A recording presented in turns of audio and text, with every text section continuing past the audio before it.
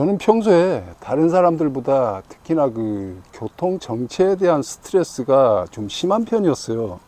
그래서 제가 인생에서 어떻게 하면은 이 교통 정체라는 이 스트레스 요소를 제거할 수 있을까 많은 생각을 해왔는데, 뭐 지하철을 타봐도 교통 정체에서 자유로울 수도 없고, 버스를 타도 그렇고 택시를 타도 그렇고 결국은 차가 막히지 않습니까? 차가 막히면 또 대중교통으로 사람이 모이고, 그러면 그 만원 버스, 만원 전철에 시달리게 되고, 그래서 제가 생각도 못해 지방 생활을 하게 됐어요. 소도시. 근데 소도시도 마찬가지더라고요. 군 단위에도 요새는 차가 막혀.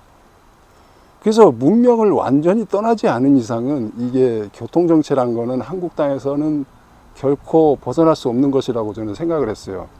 그래서 교통수단을 바꿔볼까 한 거죠. 그래서 제가 자전거에 취미가 있으니까 이 자전거를 아예 생활화 해버리자. 그래가지고 제가 자전거를 빡세게 좀 탔습니다. 그래가지고 뭐 100km는 가볍게 탈 수 있는 이제 체력 상태를 만든 거죠.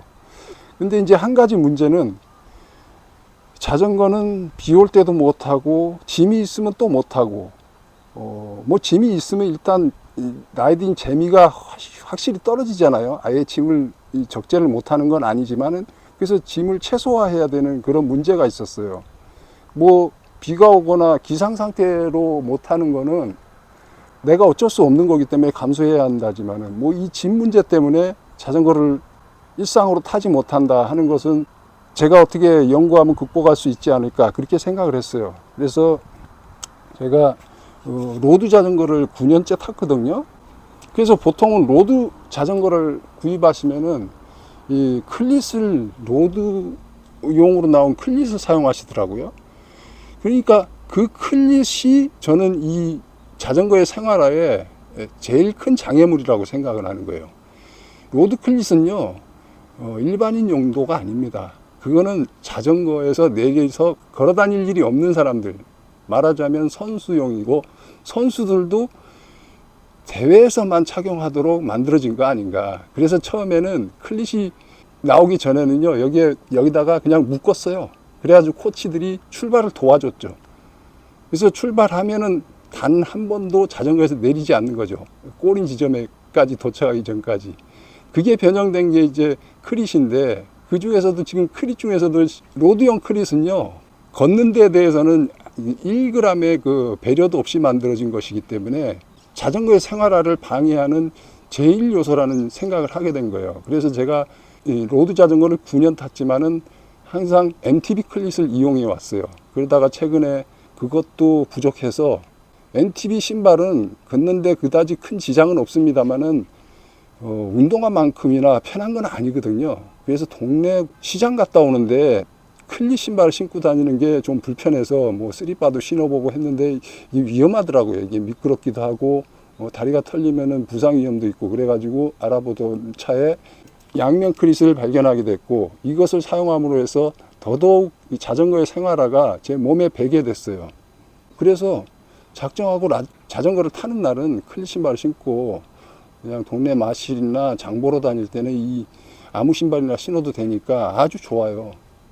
그리고 제가 이거를 이 추천 영상을 찍었는데, 요 양면 클릿 페달을 선택하실 때 한 가지 생각하실 점은 이 뽕이 없는 거. 뽕이 이렇게 탁탁 튀어나와 가지고 이 그립을 도와주잖아요. 근데 양면 클릿을 쓴다는 것은요, 빡센 라이딩을 할 때는 클릿 신발 신는다는 얘기예요. 그러니까 평페달을 이용할 때는 그냥 동네 마실용이라는 거죠. 근데 그렇게 뽕을 다를 정도로 그렇게 거친 라이딩을 안 한다는 얘기죠. 오히려 그게 뽕이 있으면요, 일상생활에서 장단지 같은데 뽕이 스치면은 막 찢어지고 피가 나고 오히려 안전상 더 안 좋아요. 그러니까 양면 다 평페달인 분들은 여러 상황에 대응을 해야 되기 때문에 몰라도 이 양면 클릿을 쓰시는 분들은 그 뽕이 없는 제품이 좋다는 얘기죠. 뽕이 있더라도 대개는 분리형으로 돼 있어요. 이렇게 꼽았다 뺐다 할 수 있게. 그러니까 뽕은 쓰지 마시라는 얘기인 거예요. 이거는 제 주장일 뿐이니까 참고하시고. 그리고 또 한 가지는 이 짐에 대한 부담. 그러니까 우리가 동호인 라이딩에 참여할 때는 보통 100km 내외의 이 라이딩 거리가 있지 않습니까? 그때는 뭐 백색을 메고 간다든가 이렇게 해서는 그 라이딩에 제대로 즐길 수가 없지 않습니까? 그래서 맨몸으로 나가게 되는데, 그때 이제 돌아올 때 뭐 시장을 봐온다든지 볼일을 본다든지 이렇게 하는 것 자체가 불편하기 때문에 집에 와서 샤워하고 또 옷 갈아입고 다시 나가야 되는 이런 일들이 생기는 거죠.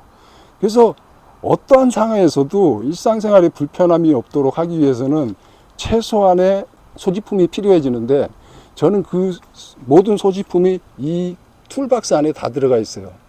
이 툴박스 안에는 저는 툴은 하나도 없어요. 툴은 필요가 없거든요, 저한테는.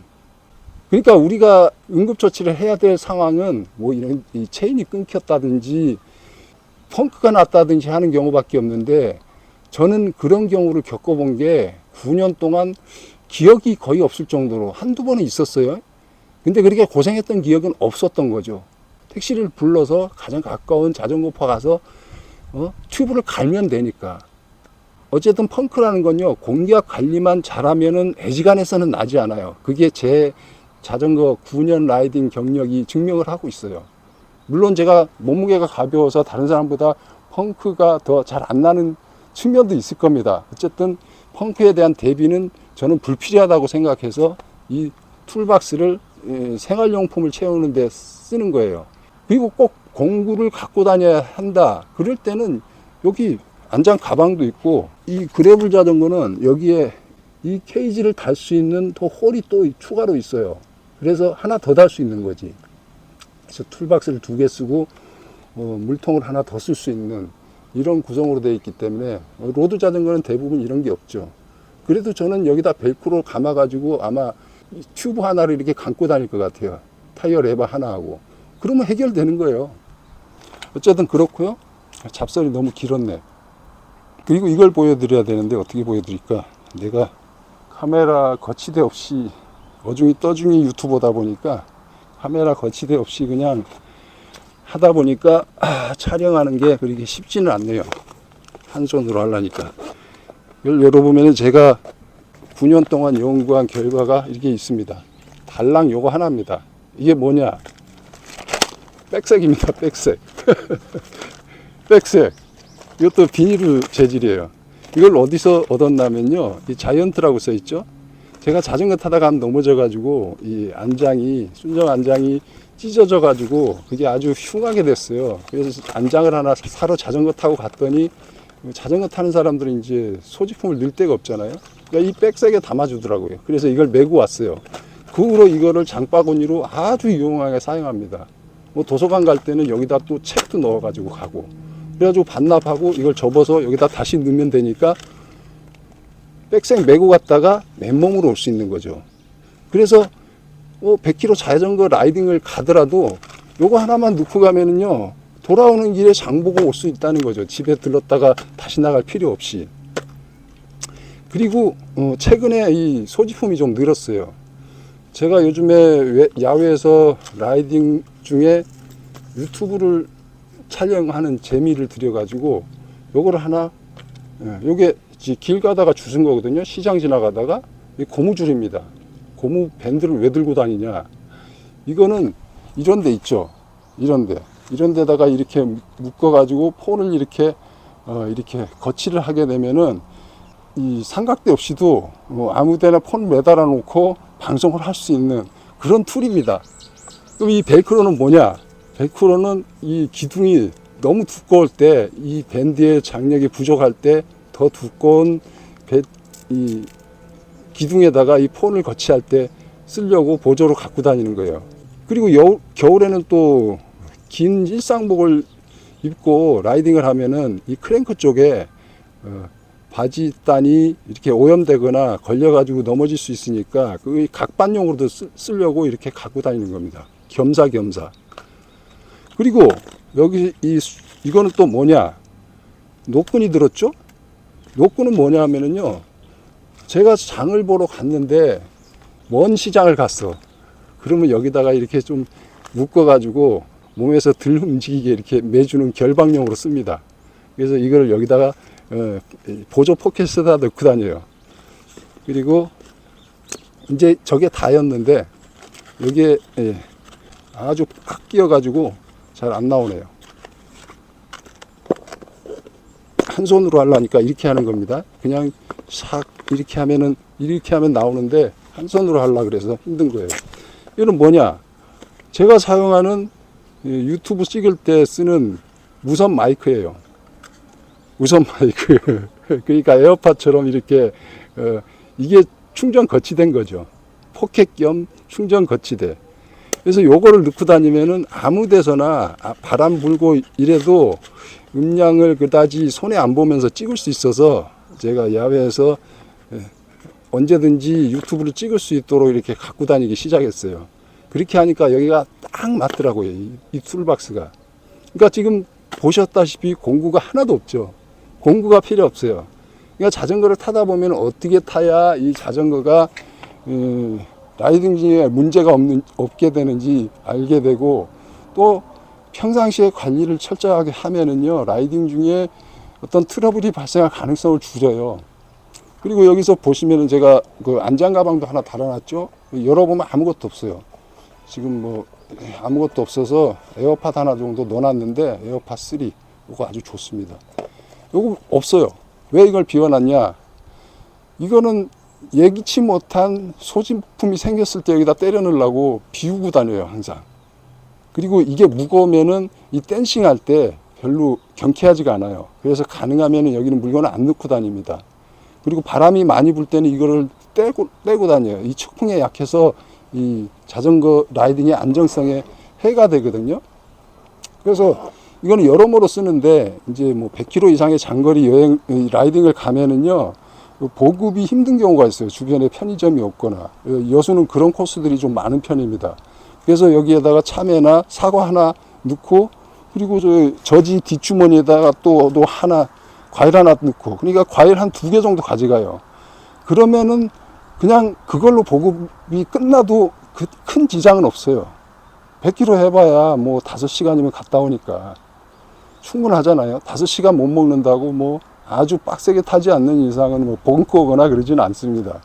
그래서 건강도 챙기는 거예요. 보급식을 막 그 편의점에서 그 인스턴트 식품 먹고 그러면은 운동은 그렇게 했으면서 또 유해 식품으로 건강을 해치는 거죠. 그래서 이 보급식으로는 과일이나 오이 뭐 이런 게 아주 좋습니다.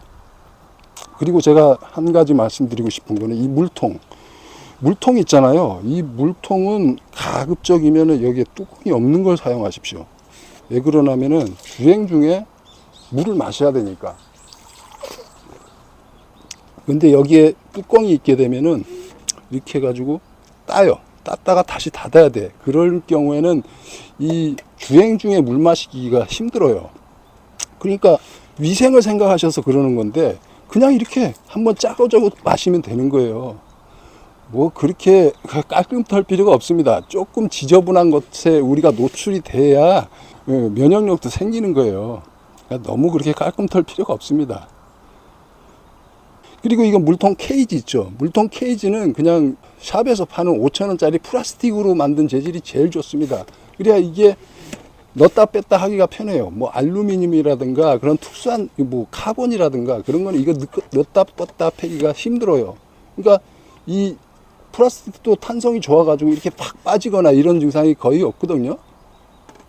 그래서 이런 것도 돈 쓰지 마시고 비싼 거 쓰지 마시고 그냥 5,000원짜리 플라스틱으로 쓰시는 게 좋습니다. 대신에 이 탄력이 좋게 보이는 그런 제품을 쓰는 게 좋겠죠. 그래서 이렇게 오늘은 라이딩 생활화에 그 필요한 어떤 팁을 좀 공유해 드렸어요. 제 9년간의 노하우입니다. 봐주셔서 고맙습니다.